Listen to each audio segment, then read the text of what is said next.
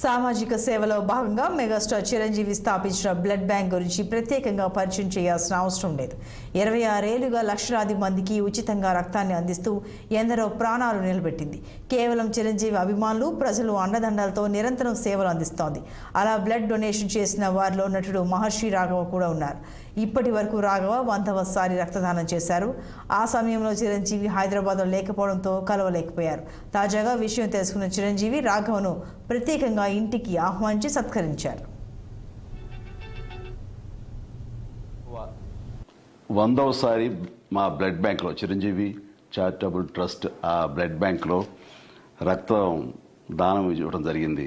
అంటే ఇంతవరకు 50 సార్లు ఇచ్చిన వాళ్ళు, 60 సార్లు ఇచ్చిన వాళ్ళు ఉన్నారు. కానీ ఒక వ్యక్తి 100 సార్లు రక్తదానం ఇవ్వడం అనేది ఇదే ప్రథమం.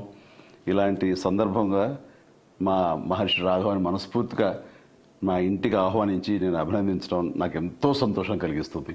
సో నిజంగా చాలా గ్రేట్ రాఘవ. అంటే మేము బ్లడ్ బ్యాంక్ ఫస్ట్ టైం పెట్టినప్పుడు మురళీమోహన్ అన్నయ్య ఉన్నారు అక్కడ. ఫస్ట్ బ్లడ్ డొనేట్ చేసింది అన్నయ్య. ఆ తర్వాత అదే రోజున మీరు ఇవ్వడం జరిగింది. అప్పటి నుంచి ఈ రోజు వరకు కూడా క్రమం తప్పకుండా మీరు 100 సార్లు ఇవ్వటం అనేది ఆషామాషి విషయం కాదు. చిరంజీవి గారు బ్లడ్ బ్యాంక్ పెట్టిన తర్వాత మొట్టమొదటి రోజున మేము వెళ్ళి బ్లడ్ ఇవ్వడం జరిగింది. ఆ రోజున మహర్షి గారు వచ్చారు, నేను వచ్చాను. ఫస్ట్ అక్టోబర్ 2 గాంధీ ఆ రోజున ఫస్ట్ బ్లడ్ నేనే ఇచ్చాను.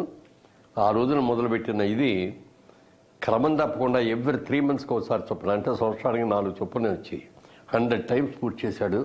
ఇది చాలా గ్రేట్ అసలు. ఎందుకంటే రక్తదానం చాలా మందికి భయాలు ఉంటాయి. అమ్మో రక్తం తీసేస్తే మనకు నీరసం వచ్చేస్తే పడిపోద్ది, కళ్ళు తిరిగిపోతాం. అది ఏమీ కాదు. ఎస్పెషల్లీ ఎండాకాలంలో అసలు ఎవరు